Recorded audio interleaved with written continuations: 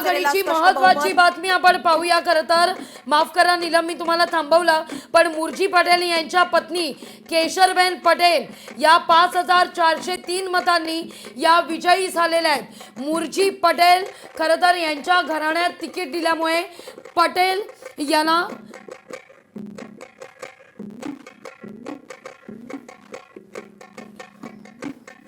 ठाण्यामध्ये शिवसेनेला स्पष्ट बहुमत मिळताना दिसतंय। ठाण्यामध्ये आता शिवसेना 71 जागा मिळताना दिसतंय शिवसेनेला। मुंबईच्या निकालात एक नवा ट्विस्ट आता ठरणार आहे, कारण ठाण्यात तर मुंबईमध्ये शेवटच्या 10 जागा या निर्णायक ठरणार आहे। भाजप शिवसेना महायुतीला अद्याप बहुमत नाहीये, या घडीची महत्त्वाची बातमी।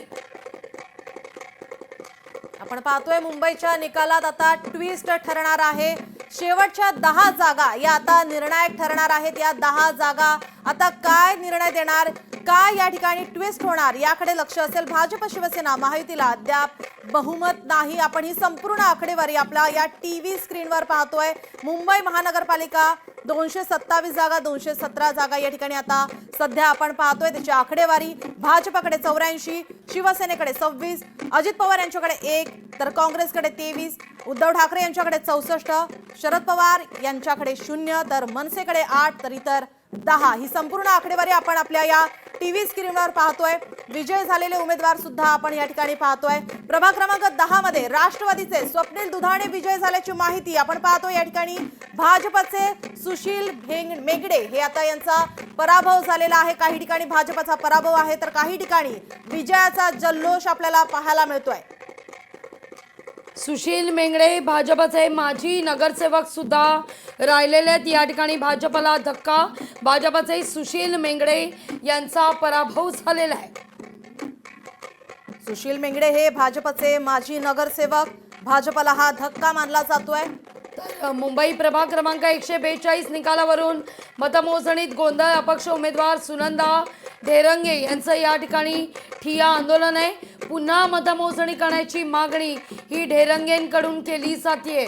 तरीही अपेक्षा खांडेकरांना विजयी घोषित केल्याचा आरोप आहे।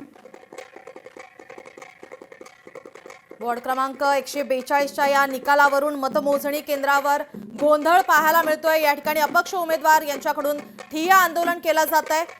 यावर आता पोलीस काय करणार, काय या ठिकाणी आता निर्णय होणार, याकडे लक्ष असेल। ढेरंगे यांच्याकडून पुन्हा मतमोजणी करण्यासंदर्भात आता मागणी जोर धरू लागलेली आपल्याला पाहायला मिळतं। शिवसेना उमेदवार अपेक्षा खांडेकर यांना विजय घोषित कसं केलं, असा सवाल त्यांनी उपस्थित केलेला आहे।